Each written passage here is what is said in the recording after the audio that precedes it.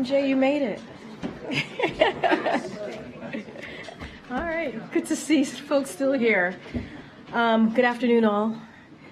Across the country, hi, good afternoon, thank you. Across the country, as we can see, we're seeing severe weather warnings and impacts from blizzards out west to heavy rains and high wind in the east. A number of states have already declared state of emergency, and here in Washington, D.C., we know that many schools will send their students home early, like my kid, and probably many of yours. We are closely monitoring the weather, and we encourage all Americans to do the same.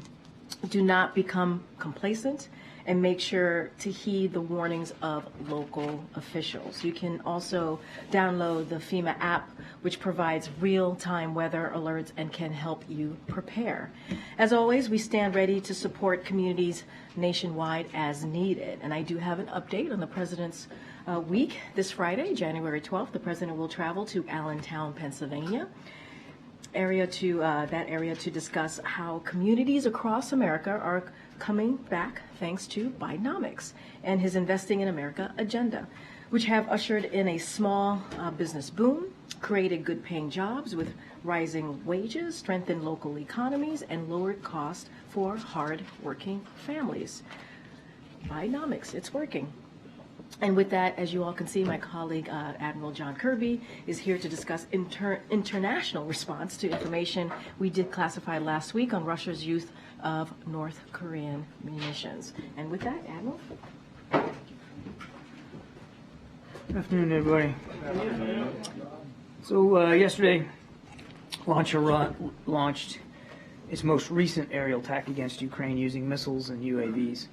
Multiple Ukrainian civilians were killed in the strikes and dozens were injured. Now, these strikes are horrific, they're inhumane, and they serve as yet just another reminder of the brutality of Mr. Putin's war. Due in part to our sanctions and export controls, as we talked about last week, Russia has been forced to look to like-minded states for military equipment. One of those states is North Korea. And as I said from this podium last week, the Democratic People's Republic of Korea recently provided Russia with ballistic missile launchers and several dozen ballistic missiles. Russia has since deployed these missiles against Ukraine. Last week, you might recall, I talked about a strike on the 30th, talked about a strike using a dozen, almost 10 more on the 2nd of January, targeting Zaporizhia, Kyiv, Kharkiv, and elsewhere. On January, as I said, and then on January 6th, since then, Russian forces again launched multiple North Korean ballistic missiles into Ukraine.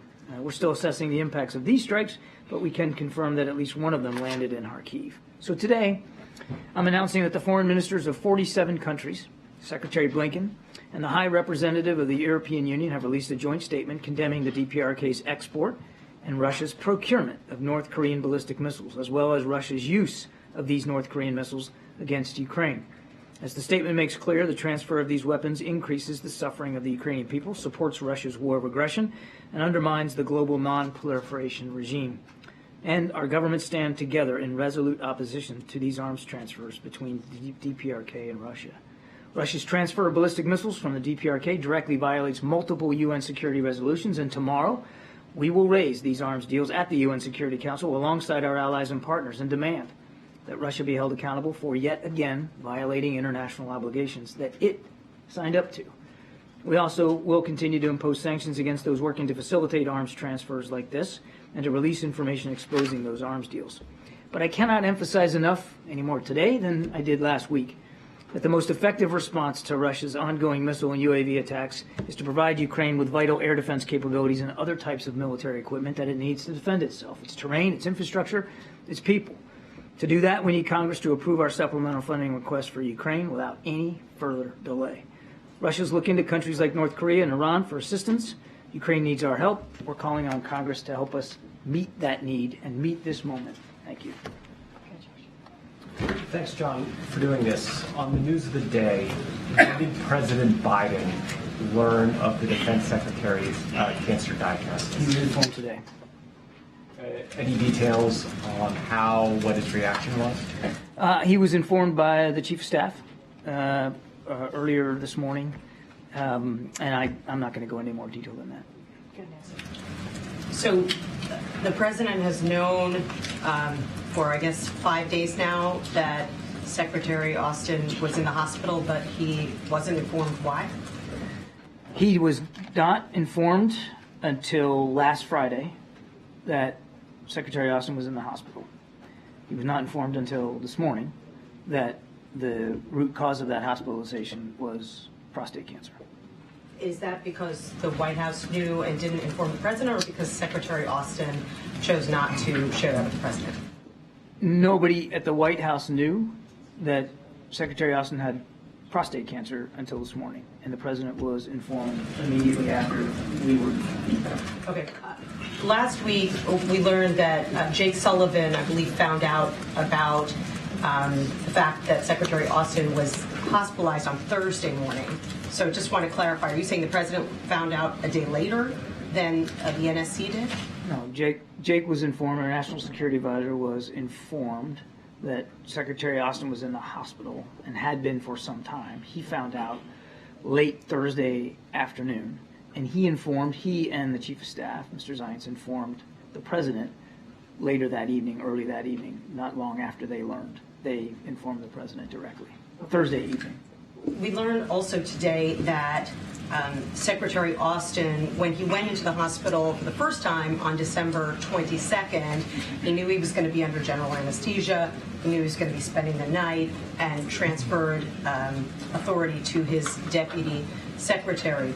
Was the White House informed then that the authority was going to be transferred? No. Is that what's supposed to happen? There are the delegations of authority can happen. I wouldn't say on a regular basis, but it's not uncommon for the Secretary of Defense to delegate authority to the deputy, sometimes for very short periods of time. But I think one of the things that we're all going to want to learn from this is the notification process for that delegation of authority. Is there an expectation when a secretary is indisposed or hospitalized and has to transfer authority that the White House will be notified? Again, I'm going to let Karine take this one because this really gets to the memo that Mr. Zients put out, and I think I'll let Karine talk about it. So as you all know, there was a memo that was released today from the Chief of Staff, and the memo was sent to the President's cabinet on protocols for a delegation of authority.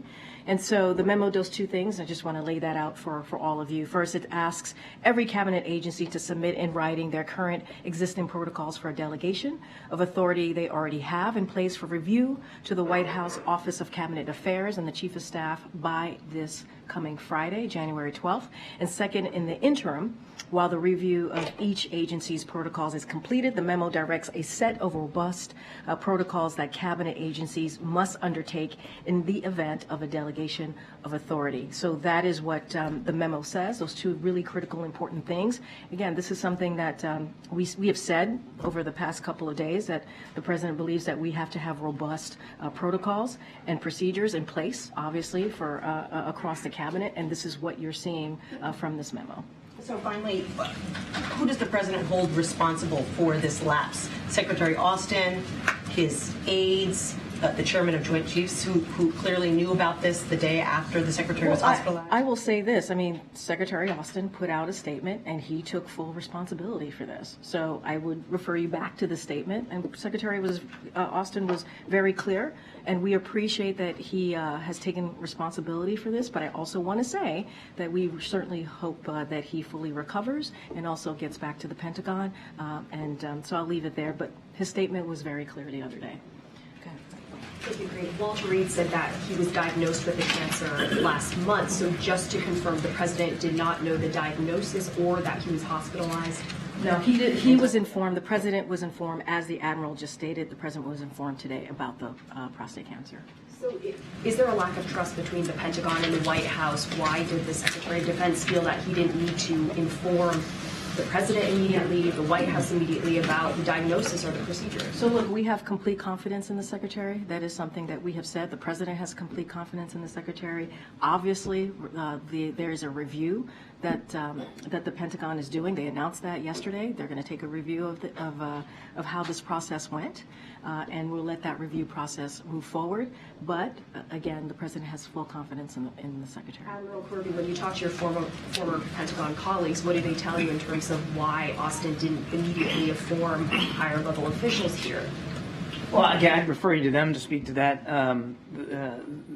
But as Karine said, the Secretary's statement was very clear. He takes full responsibility for the decisions he made with respect to this procedure, and that includes the decisions about how that procedure was communicated. He takes full responsibility for that. Does that decision mean he had specifically communicated to his close staff not to more widely tell people about what his procedure is? We don't have that kind of level of granularity here. That's something that only they can speak to. And what was the president's reaction today when he found out? His first reaction is, as Karine rightly said, we all want to wish him the very best. I mean, this is sadly, this is a disease that affects many millions of American men, particularly at that stage in life. And the key is early diagnosis, early screening. I think, look, we're all going to learn a whole heck of a lot of lessons from this past week.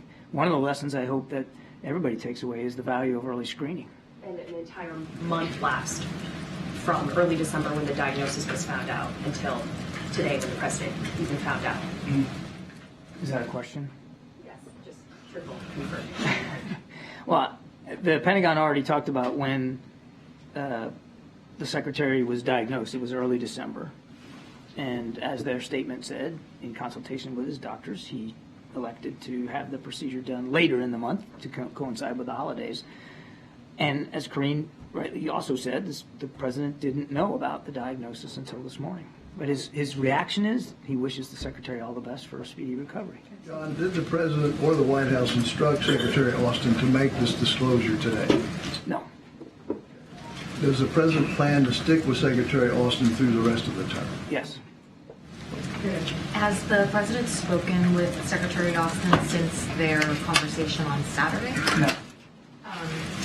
Secretary Austin, we now know, was under anesthesia on December 22nd. The White House at the time didn't know. What would have happened if there had been some national security emergency in the White House? The president had called on Secretary Austin on that day. Well, it's a hypothetical and it's speculative, but I think it's important to remember the whole idea of delegation of authority. You need to have a process for delegation of authority. No different than on a warship. You got a captain and you have a second in command, and sometimes the second in command has to take over. There's a process for that. But I hate getting into hypotheticals, but let's just, for sake of argument, run that through real quickly. Had there been a need by the commander-in-chief to task the Defense Department or to seek greater clarity from the Defense Department about a specific issue, the Deputy Secretary, Kathleen Hicks, who had that authority delegated to her, who had a full communications suite with her when she was on leave and fully staffed, would have been more than capable of being the acting Secretary of Defense for that period of time. Right, but importantly, in that hypothetical, the White House would have learned by not being able to reach Secretary Austin on that day that... I mean, I don't know how I can prove that that's the case, but it didn't happen. But she had full authority to run the Defense Department. And just one more on this. Now that the Pentagon has shared that Secretary Austin underwent surgery for prostate cancer, does the White House and does the president believe that he should have been afforded the privacy to not share with the public what that medical procedure was? Does the president believe that the secretary should have been afforded the privacy not to disclose the specifics of the medical treatment? The president believes and has since the beginning of the administration that transparency with the American people is really important. And he knows, being a public figure for his entire life, that as a public figure, you have an added burden to be as transparent about your personal situation as possible. Now, it doesn't mean, you're still an American, and it doesn't mean you don't have a right to any privacy, but as a cabinet official, as a Senate-confirmed official in the administration, everybody, when they sign up for that and raise their right hand, they know that there comes an obligation with that to be as transparent about your personal situation as you can. Certainly, if it affects in any way the administration of the duties that you've taken the oath to do. So does he believe that Secretary Austin should have been able to keep this specific detail private? I'm not going to get inside the president's head on that particular right to privacy on this particular issue. Number one, he's concerned about Secretary Austin, full faith, trust, and confidence in his ability to lead the Defense Department. Glad he's on the mend. Hope that he gets back to work soon. Obviously, his first and foremost concern is the Secretary's health and recovery, and making sure that he has the time and the space and gets the medical care that he needs to recover fully. And as Karine noted, we're already taking steps here, and they're taking steps over at the Pentagon to learn from this episode in terms of specific notification processes to make sure that it doesn't happen again. And well, to pick up on Mary's point, and also because Chief of Staff Ryan sent out that memo today, the president didn't learn about this for a month after the diagnosis in early December. Just quite simply, does the president think that's acceptable? It is not optimal, Gabe. It is for a situation like this to go as long as it did without the commander-in-chief knowing about it, or the national security advisor knowing about it, or frankly, other leaders at the Department of Defense.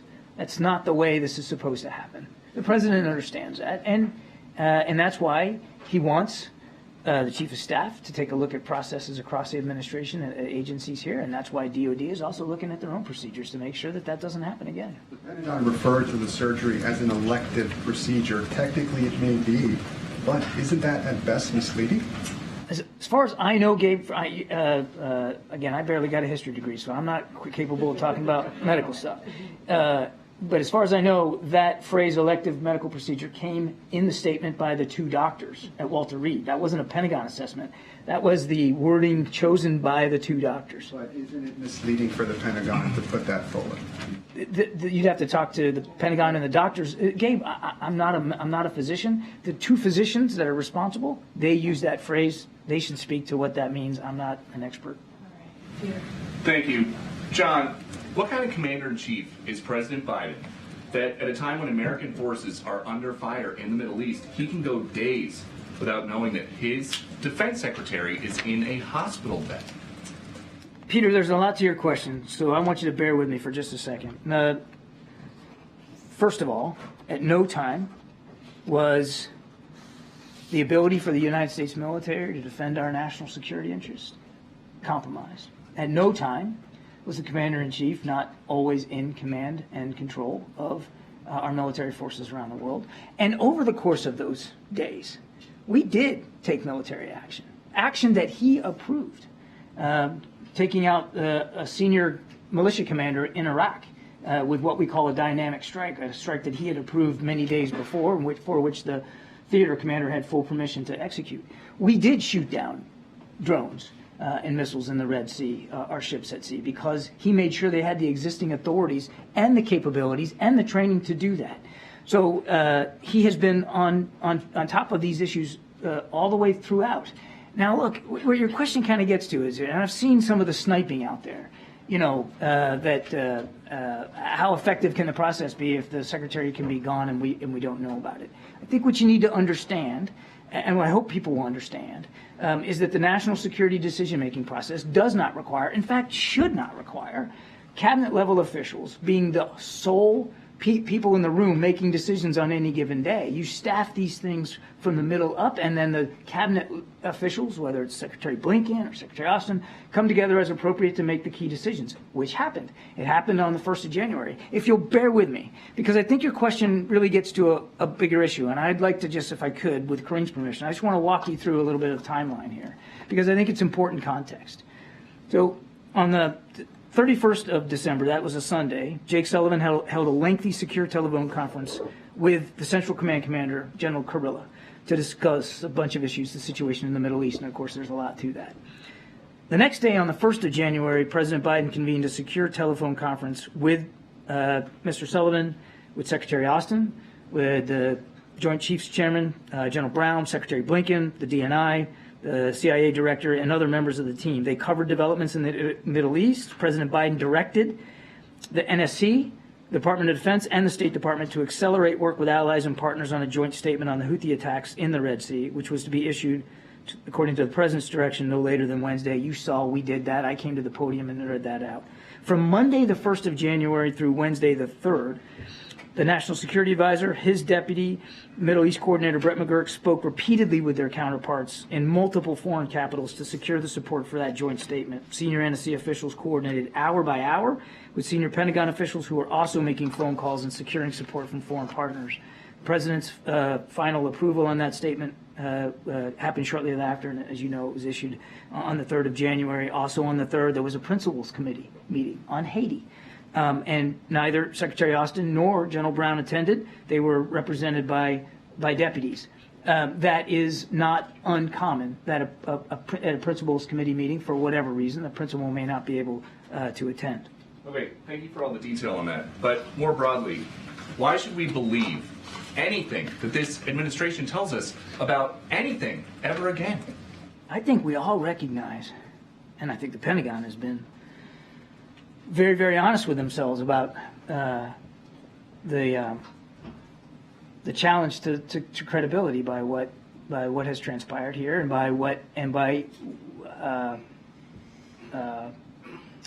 how hard it was for them to be fully transparent with the American people. I think we all recognize that. And wait, now just give me a second now. I know you got another one coming here, but we all recognize that this didn't unfold the way it should have on so many levels, not just the notification process up the chain of command, but the transparency issue. We all recognize that. And I think we all want to make sure we learn from that. It's up to you and your colleagues, and it's up to the American people to determine, how much they're going to ascribe what happened here to our credibility on every single issue. But in every way, Secretary Austin has been an exceptional defense secretary, and he still has the full faith and confidence of the commander-in-chief.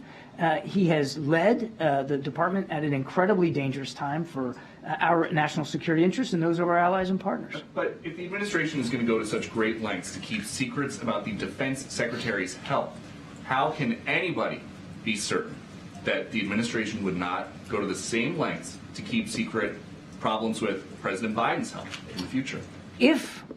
If you could logically argue, and you can't, but if you could logically argue that He's 81 years old. Wait a second. Just give me a second here, bub. I'll get there. If the administration made some sort of Machiavellian effort across the board to keep this from getting public, then I think your question has merit. And certainly is a fair one. I don't think it's a fair one because that's not what happened here, Peter. What happened here is the Secretary of Defense, for whatever reason, I can't answer the question why, that information wasn't shared. It wasn't shared widely in the department, and it certainly wasn't shared with the other agencies. It's not good. It's certainly not good, which is why, again, we want to learn from this. We want to make sure that it doesn't happen again. We got to go around here. Given that this was suboptimal, as you said, and given the commitment to transparency that the administration has, how do you square that with the confidence that the president expresses in the secretary? The president respects that he took full responsibility for it in his statement. That makes a difference. And he also respects the work that Secretary Austin has done on a range of issues since he has become Secretary of Defense. Whether that's helping lead the world in support for Ukraine, it was Secretary Austin's idea to come up with the Ukraine Contact Group. Whether that's support to Israel, making sure that they can defend themselves against Hamas. Look at everything that the Secretary's done in the Indo-Pacific. Do you think it was by accident that the Philippines agreed to let the United States military have additional access to bases there? No, that was the hard work of the Defense Secretary. I could go on and on and on. He's confident in Secretary Austin's ability to lead in the future because he has seen how well he has led in the past. The Secretary, I have a question. You just said a moment ago that you don't know why the information was not relayed. Has it been privately conveyed to you all about why it was not relayed? We have certainly made it clear that we would like to learn more about the information flow process. And you received any clarification? I'm not at liberty to disclose any. I'm not aware that there has been any, any details provided as a result of the why the information was so siloed, but we obviously have conveyed our interest in learning more. And then on a separate topic, on the Middle East, Israel's Supreme Court rejected a request from international news outlets to allow foreign journalists. Many of us probably here in the newsroom here have colleagues who wanted to be able to get in. That request was rejected. I'm curious if ever in conversations with the Israeli officials that you all have been in touch with, have requests for media access ever been made? That is a great question I don't have an answer to, but I'll tell you what, I'll go back and take a look at that. I'm not aware that there have been requests made by outlets and denied by the Israeli government to get into Gaza. Is that what you're saying? They have said no. Okay. Let me go back and do some research on that, if you don't mind. And then can I just one other question? I know Secretary Blinken had a series of meetings in Israel today. Were there any tangible results from the Secretary's meetings today that were received? I know the readouts provided very limited information. Readouts don't provide limited information. So can you give us any sense of tangible results? Well, I think this is led to the James helping you out here. My colleagues on the ground had presented the fact that the death toll over the last 24 hours was amongst one of the most deadly days in Israel. And so given that and given the Secretary's visit, and I know civilian casualty deaths were a part of this, do you all feel like you've gotten any tangible results? I think Secretary Blinken's still on the trip, so I think we're going to let him finish his trip. I'm sure he will provide a robust readout to us of what he discussed and what he learned, and we'll look forward to that report when he gets back to Washington, D.C. But I don't want to get in step on his toes while he's still in the region. And certainly the question really is much better put to my colleague at the State Department to speak to. Thank you so much, Sean. Starting with Israel and President Biden's words yesterday that he was quietly working with Israel. Is he signaling, with these words, is he signaling for a ceasefire? And does the administration still support Israel's position that a ceasefire can only be possible if Hamas is eliminated? Nothing's changed about our view here, that we don't support a ceasefire at this time. And there's no change to that because we don't believe that benefits anybody but Hamas right now. We do continue to support humanitarian pauses, but not a general ceasefire right now. The president wasn't signaling any change at all. In fact, he was signaling very much a very consistent view that he has had since the beginning of the conflict. Well, we've got a China question. Today, China launched a satellite over Taiwan's airspace. Yesterday, they sent 10 aircrafts, 4 ships, and 4 balloons. Some kind of weird 12 days of Christmas. What is the White House's message to China for doing this 4 days ahead of a major election in Taiwan? I think these actions raise questions in our mind about what the intent here is. You mentioned coincidental here in timing to the election. I have proof that that's what's driving it, but it sure does raise interesting questions, doesn't it, about what their intentions are, or what their goals are with this activity. I'll tell you this: we believe that the democratic institutions of Taiwan need to be respected. We want to see a free and fair and transparent election, and we're willing and standing by to work with whoever the people of Taiwan elect into their government. I've got another one not about the defense secretary, if you want to take it. None of your questions have been about the defense secretary. Burundi's president recently called for gay people to be stoned to death. In light of the administration's moves against Uganda for passing a really hateful law against gay people, are you mulling any actions against the government of Burundi for these hateful statements? I don't have any decisions to speak to today, but obviously that clearly would be a horrific undertaking, a horrific way of punishing people for something they shouldn't be punished for. We'll see where this goes, but I think it's very clear, should be clear to the people in the government of Burundi and all over the African continent how seriously we take the issue of civil and human rights.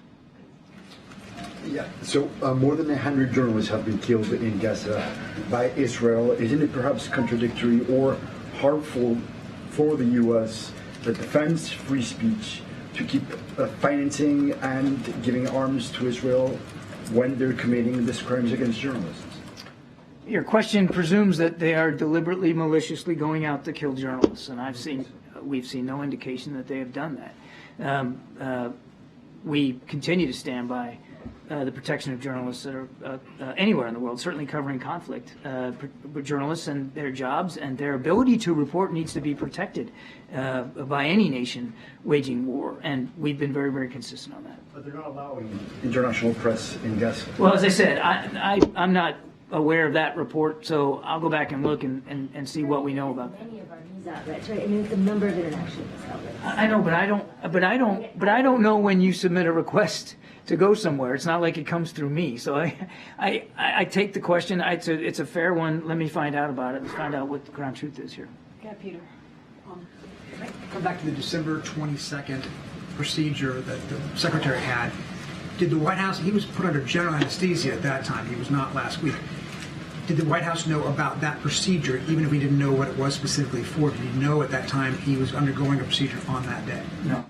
Okay. And when you said that the doctors used the phrase elective in their statement, the State of the Emergency does not use the word elective. I wonder whether you think then that means the use of that to describe it last week by the Pentagon was fully transparent. The doctors described something that does not sound elective. Oh, well, then that's my mistake. I thought that was in the doctor's statement. I'd refer you to the Pentagon on that.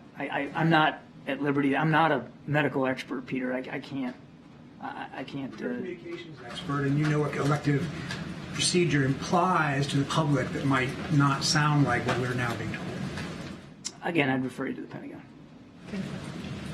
Does the president believe that there ought to be any consequences for any DoD officials who knew about the condition of Secretary Austin but did not report that information? That's going to be up to Pentagon leadership to decide. Well, what does the president believe? I mean, he's the commander. The president believes that Secretary Austin should get the appropriate care that he needs to get better so he can get back at work at the Pentagon. He believes we ought to learn from this, both in terms of notification and about transparency to the American people.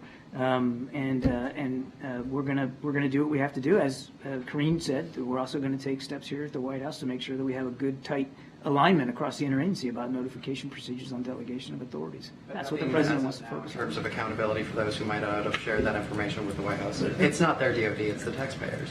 It is the taxpayers' DoD, and it's for the Defense Department leadership to take a look at that and see what they want to do in terms of accountability. The Secretary of Defense himself took full responsibility in his statement over the weekend. I mean, he had put it on his shoulders. Thank you, sir. Okay, thank you. Just another question, because I'm not really clear about that. By not notifying the White House on December 22 that he was going under general anesthesia, did Secretary Austin violate existing procedures, or was that in accordance with existing procedures? What happened? Like I said yesterday, I mean, there's an expectation that if a cabinet officer becomes hospitalized and for whatever reason, can't continue to perform the duties even temporarily, there's an expectation that will be notified up the chain of command to the commander-in-chief. That there's an expectation that would be passed up the chain of command. Is the Pentagon reviewing the security clearance of Elon Musk after these new allegations of drug use, which would obviously violate his agreement? You'd have to talk to the Defense Department on that. On Hezbollah, Israel now says that time is running out for a diplomatic resolution with Hezbollah. Is that how the U.S. sees it, that time is running out? For Hezbollah? To reach a diplomatic resolution with them. Look, there's always time for diplomacy. And I think you've seen us work hard at that. Secretary Blinken's in the region now. Other officials here from the National Security Council have traveled over there. We believe there's always time for diplomatic resolutions. One more? We went long, guys. I don't know if there's anything else you guys have in mind, but go ahead. Thanks, Karine. President Trump's lawyers today asserted that he should be immune from prosecution. What is President Biden's opinion of the Constitution on this matter? Should presidents be immune for official actions? So look, I get why you're asking the question. I see why you're asking the question. We're going to be really careful here, given that there is an ongoing case. So not going to comment. got to be super careful, and we don't normally comment on an ongoing legal case or make statements that could impact, right, that particular ongoing case. Also, that doesn't even involve the White House. So I'm just going to be super careful. I would have to refer you to the Department of Justice. Don't want to get into the middle of this. Sticking with former President Trump, he also said in an interview yesterday that he hopes that if there is an economic downturn, that it'll happen in the next 12 months. And I'm wondering if the White House has any reaction to that. So I'm going to be careful, as we all know, that he is a candidate in this 2024 election. So what I will say is that consumer sentiment, as you all know from the data that came out at the end of last year, is surging and inflation is falling. And I think that matters. And all the more reason that we continue to make sure that Bidenomics, continue to move forward Bidenomics, that we've seen how historically the success of the economic growth that we've seen. When you think about the 14 million jobs, unemployment is at under 4%. Obviously, there's wages are up, right, which is incredibly important.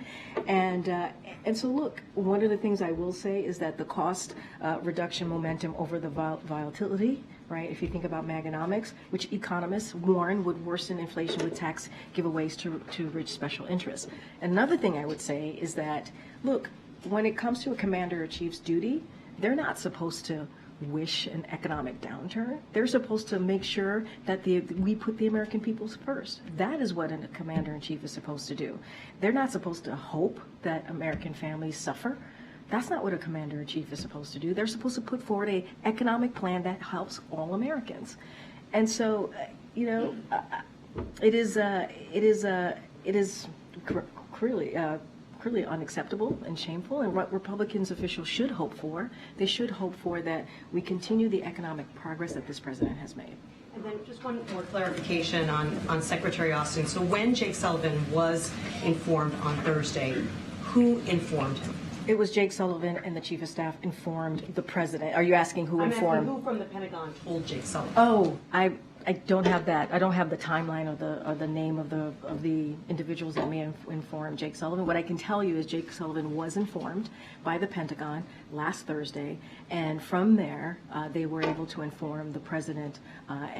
They, meaning the Chief of Staff and the National Security Advisor, informed the president. I don't have who actually told the National Security Advisor. And did whoever at the Pentagon inform Jake Sullivan tell him at that time that they regretted the delay or give any explanation for the delay? I get the question. I just don't have specifics on what was actually communicated in that conversation. What I can tell you is that's when National Security Advisor Jake Sullivan was certainly informed about Secretary Austin's hospitalization, but I just don't have anything further on specifics of that conversation. I can also share with you, as we've had many times, is that the president was informed thereafter.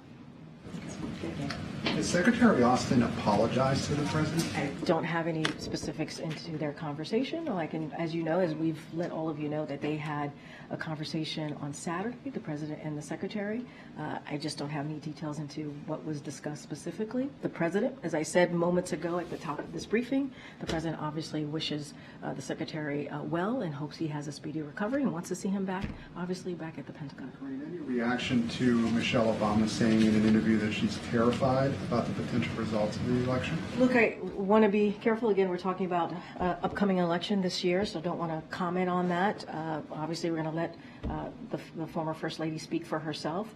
What I can tell you is that she obviously supports the agenda, this president's agenda, President Biden's agenda, and how we're moving forward in making sure that we have an economy that works for all, and moving forward certainly on implementing some of these important key historic legislation that the president was able to pass. But I'm not going to comment specifically on what she stated. How close are you to a border security deal? So, as I stated yesterday, when we were on Air Force One headed to South Carolina, look, the president continues to believe that we need to get to a bipartisan agreement to really deal with the border security issue. There has been a productive conversation on the Senate side with Republicans and Democrats, so we are hopeful. This is a president that is optimistic, as you know. We are hopeful that we will get to a bipartisan agreement. I know one of the negotiators, as I stated yesterday, said that would be likely to have some text this week And so, look, this is a negotiation process.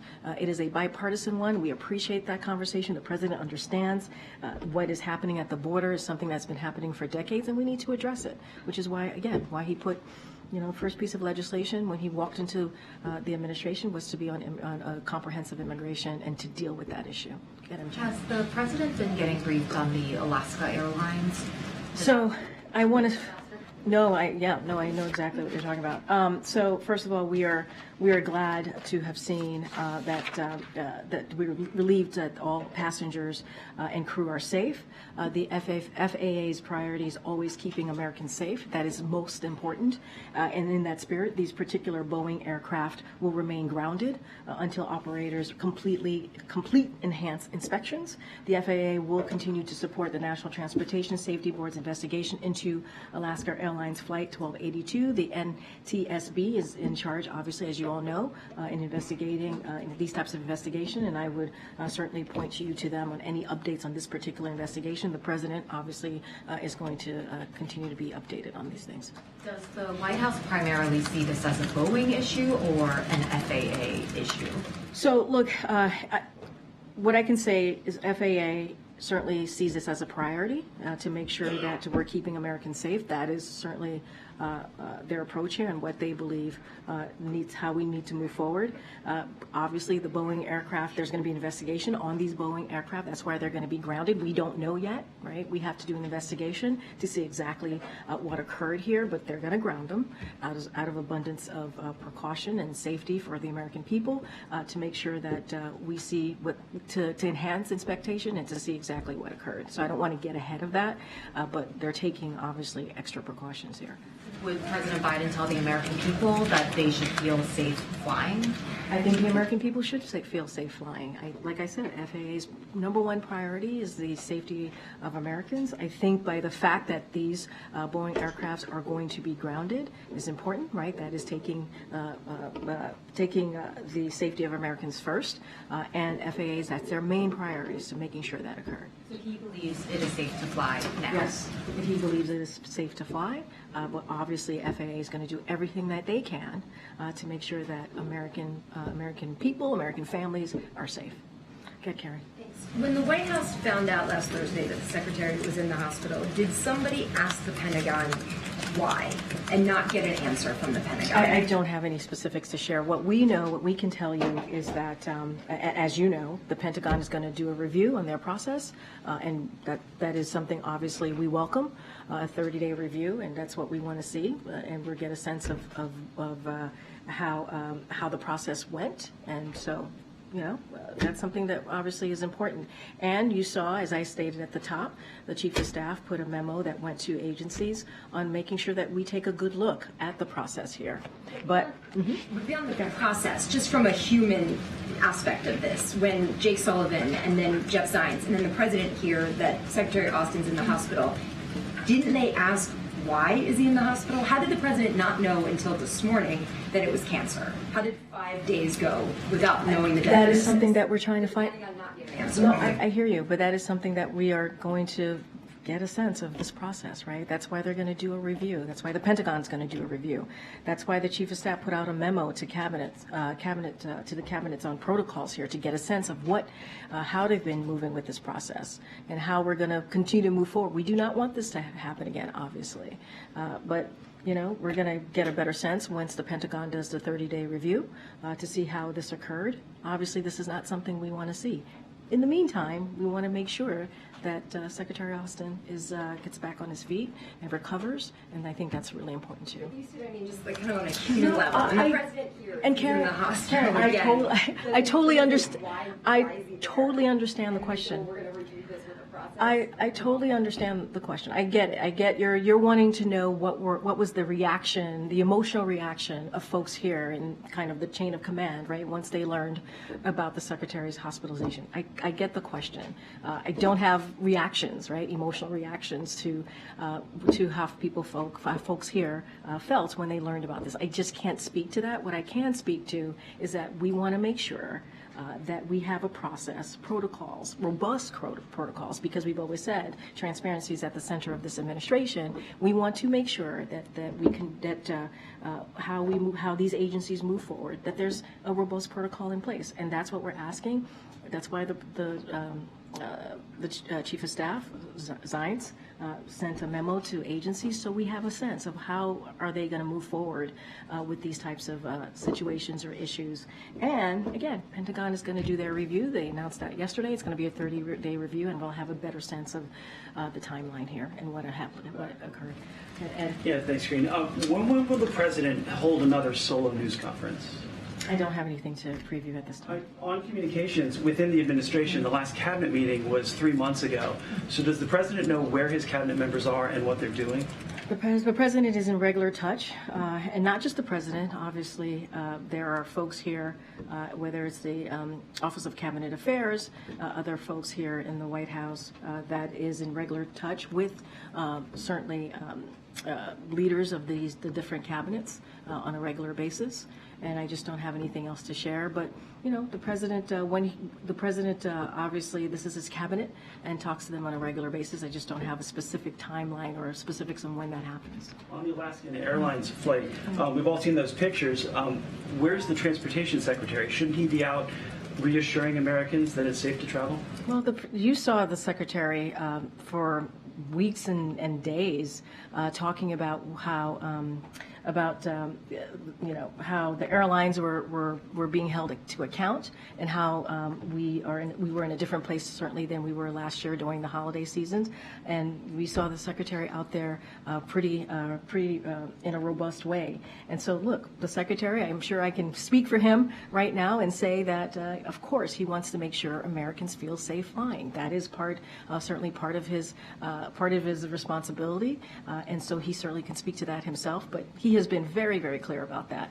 Secretary has been very clear about that over the past 3 years of this administration, making sure that there is safety, that we meet those safety protocols, Americans feel safe flying, and that is the #1 priority, certainly of FAA. One more on the economy, if I could. JP Morgan CEO Jamie Dimon told Fox Business that the extra COVID assistance runs out in 2024, higher credit card balances. He says the chances of a recession are higher than a soft landing. How concerned is the president? Look, I appreciate the question. I'm actually glad you asked the question because, look, last year forecasters said with 100% certainty that there would be a recession. 100% certainty. That's what you heard over and over and over last year.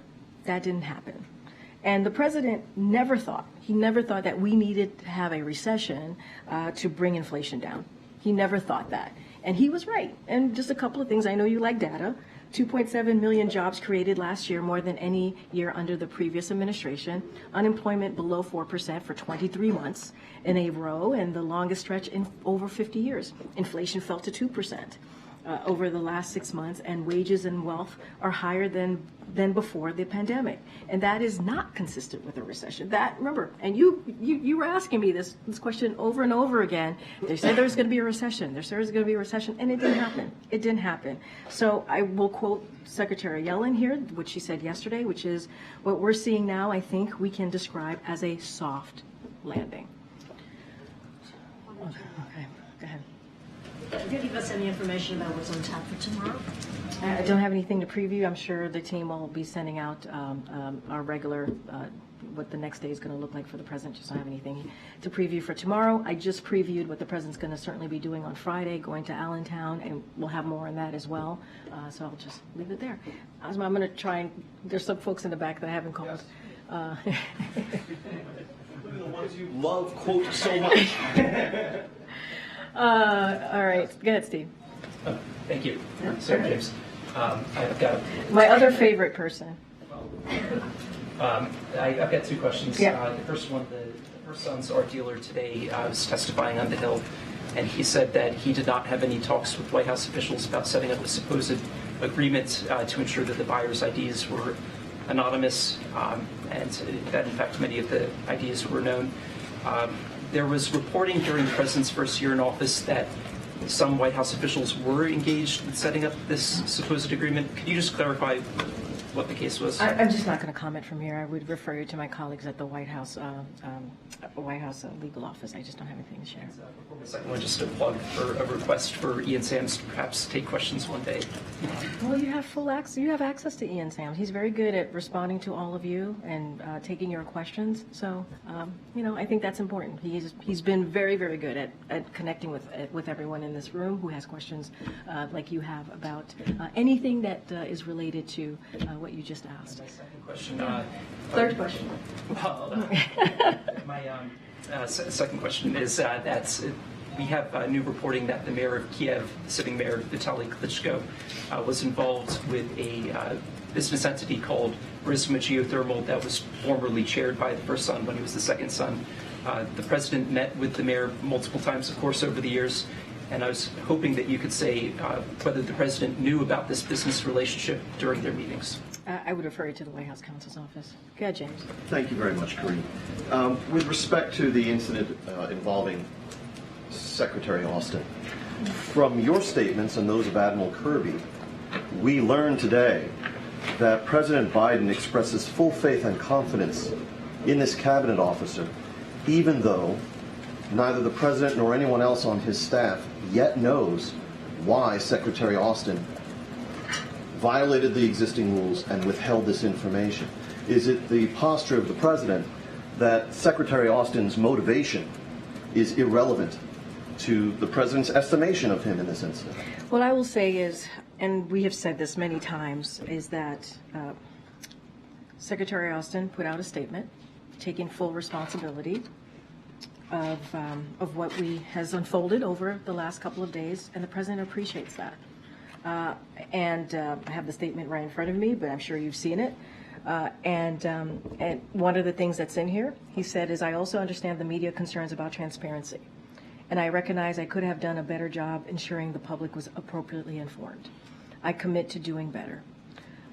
But it is important to say this is my medical procedure, and I take full responsibility for my decisions about disclosure. So, Secretary took full responsibility. I think that is important to note. We appreciate that he's taken full responsibility.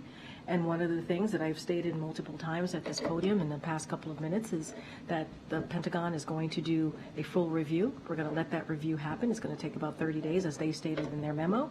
And also we're going to take extra steps here, as we've stated with the memo, as I've stated with the memo that the Chief of Staff sent out to agencies. Just to follow on this before I pose an unrelated second question, the motivations on the part of the Secretary for doing this are unknown to the President. And you're telling us there's going to be a 30-day review, et cetera. Shouldn't the expression of full faith and confidence in this cabinet officer await the results of that investigation? And also, isn't it a key piece of information for the president to know why Secretary Austin did this before he expresses full faith and confidence? I think one of the things that's so important, and we don't see this enough in today's world, is for someone to take responsibility. Is for someone to actually say, I made a mistake and I take full responsibility. And I think that's important here. I'm not going to speak to that. I'm going to speak to the action of taking responsibility here, and I think that's important. And the president appreciates that. And the admiral laid out some of the things or actions and that the secretary has taken over the last 2 years that has been very helpful, and that has really played into his leadership as Secretary of the Defense. And so he has done a really a stellar job in that position. The president appreciates the job that he's done, and he's taken responsibility, and I think that's important here as well. On this event Friday in Allentown, Pennsylvania, that you just disclosed to us, you've told us that it's going to be a speech about Bidenomics. How ought the so-called ordinary American at home to distinguish between official events and political events in this season? I've done this long enough to know that the president's remarks in Allentown on Friday are going to sound an awful lot like a campaign appearance. So what distinguishes an official event from a campaign event at this point? I mean, we've been very clear. When there's been a campaign event, I've said it's a campaign event, and you have to go to the campaign, right, to get information. And usually a campaign event comes from the campaign. And so that's very clear. That is very clear. So I don't know how else we could be more clearer than that. And we'll have more on what Friday will look like, and we will certainly share that with all of you. And we've been clear. Campaign event comes from the campaign. They lead those events. They speak to those events. And we have been very careful to let that live with the campaign. But the answer you've given me suggests that the same event can transpire with exactly the same words and actions. Hang on, twice in a row, identically. But if one is organized by the White House, it's an official event, and if one is organized by the campaign, that's a campaign event. So I want to be very clear here. What we're doing has been done by other presidents. It really, when there's a re-election for a president, there tends to be a campaign event, and there tends to be an official event. That is not unusual. The way that we have moved forward with this process over the last couple of weeks, right, as we're in 2024, we're not doing anything different. We're not doing anything new. This is a protocol that has been existing for some time. So I'm just not going to get into go down a rabbit hole with you. We're not doing anything different. We're being very clear and following the protocol. I'm going to move around. I'm being pulled here, but go ahead. Tomorrow, House Republicans plan to hold an impeachment hearing against Mayorkas. What's the White House response to that? Look, I've spoken to this many times, and I've said before, the House Republicans are playing political games instead of doing their jobs. That's what they're doing, and it's really shameful. It's really shameful that this is how they choose to what they choose to focus on. Truly, what the American people want to see is Congress to deliver, and House Republicans continue to do these political stunts, and they want to play political games. And so it is shameful. What we want to see, what Americans want to see, is real results to the issues that American people have across the country. And any more details you can provide on the sticking points right now in the border talks? Parole has been mentioned by negotiators. No, I totally get the question. Not going to get ahead of the negotiators. I'm going to let them have those conversations. Obviously, if I say anything, then I'm stepping into their process, and we don't want to do that. It is what we have said is we believe that process is headed in the right direction, and we appreciate that both Republicans and Democrats are coming together and trying to find a solution to what we see at the border. And the president has always said we need to see a bipartisan agreement on an issue that has existed for decades. Thanks, everybody. We'll be back tomorrow. Thanks, everybody.